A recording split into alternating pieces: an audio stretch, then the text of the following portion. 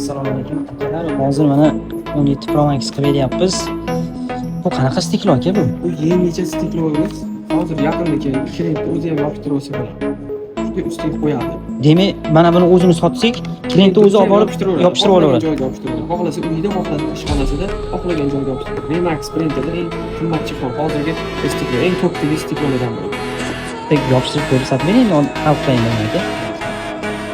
Ekrani bitta avtobus stikloni olishadi.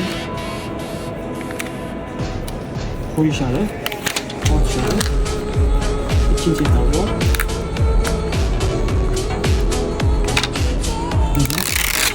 Bundan stiklo tayyor. Hech qanaqa chang-pang degan narsa yo'q. Havosi bo'ladi. Buni bosib chiqarib bo'ladi. Masalasi. Tayyor.